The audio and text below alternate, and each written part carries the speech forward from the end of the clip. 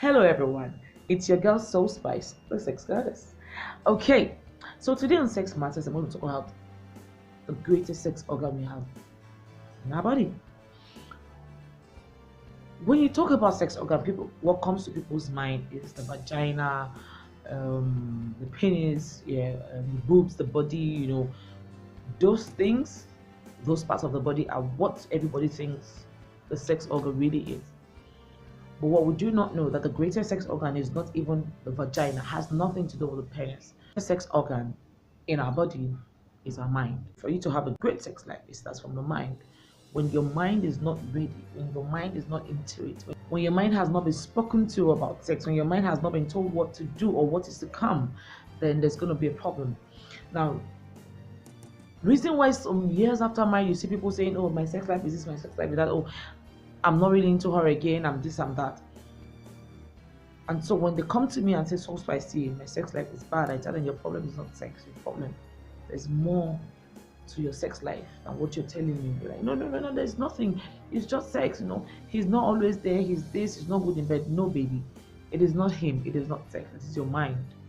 Now, oftentimes we are either thinking about our ex, what our ex has done, how good our ex was, what he did, what my husband can't do, what my wife can't do, or what his side chick has done, how good she was in bed, what my spouse can't do, and all. So we bring in the mindset of what has happened outside the home into, and then we want to compare.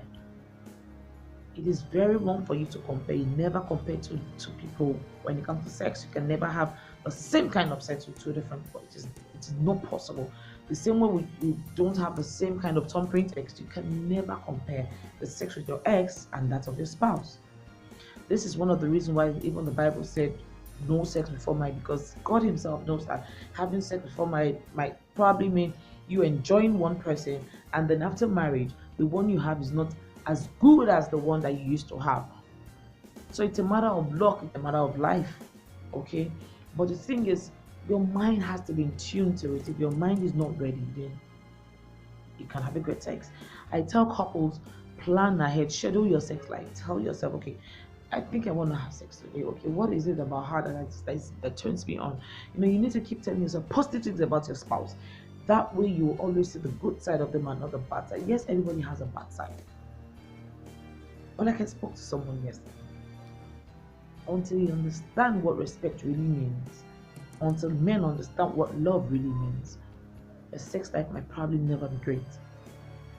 Having a great sex life starts from here and here. If here and here are not ready, this can never be ready. When you have issues with your spouse, it's most times very hard to have a great sex. Except you're having a makeup sex, except you're having, you just feel like, okay, you know what, just do and go. Medically, one of the greatest things you can do to your body as a man not to have prostate cancer is having regular sex, and not just any kind of sex, great regular sex. Probably 3 times a week won't be a bad idea. And to women, one of the greatest things you can do to your body not to have ovarian cancer or whatever it is, or to reduce fibroid or whatever it is in your body, or not to even have it, is great sex. Orgasm. So I wonder, I had an orgasm. I don't know what an orgasm is. I don't know how to go about this. I'm like, life is not that hard. If not for anything, have a great mindset to have a great sex life. Stop depriving yourself of sex because you don't even know where you're going to die. And I'll always say it, for every sex you turn down with your spouse, for every time you say no, you have shortened your sex. In your lifetime, you have reduced the number of sex you're supposed to have, because you even you don't even know when you're going to die. So why would I want to say no to any sex my husband wants? If we have issues, we solve our issues. And to men, don't think that, okay, you know what, let's have sex, and the moment you have sex, that will end. No, you need to solve issues before sex. You need to sit down and talk, okay, what is the problem? Okay, let's do this, let's do this, let's do that, and then you come to sex. Don't ever think that, okay, baby, I just want it when she's not in the mood, when you've made her angry, when you've cheated on her, and then you have even make you make her feel so bad she has to apologize, despite the fact that you are the one who cheated. And then you feel okay after one love making, that's the end. Like, it doesn't work that way. Women need to understand that sometimes, or most times, when you say the word respect, respect really means keeping quiet when there's a problem. See, every woman wants a man who will love them. Every man wants a woman who respects them. But what do we mean by respect?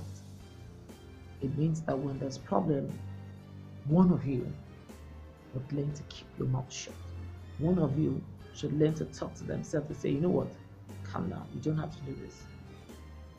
I won't talk about this now because I'm not in the mood. I won't talk about this now because I'm angry. So you calm down to your better and then you talk about it. Men, stop believing or feeling that you have to show that you're a man always. Yes, we know you own the dick. Yes, we know you are the man. So there is no point in you telling me every time I am the man of the house. You don't respect me. Blah, blah, blah. You want me to respect you? Then love me and listen to me. Probably you just need to calm down and reason with me. So every woman out there, there's no point dragging with him. If he says no, let no be no.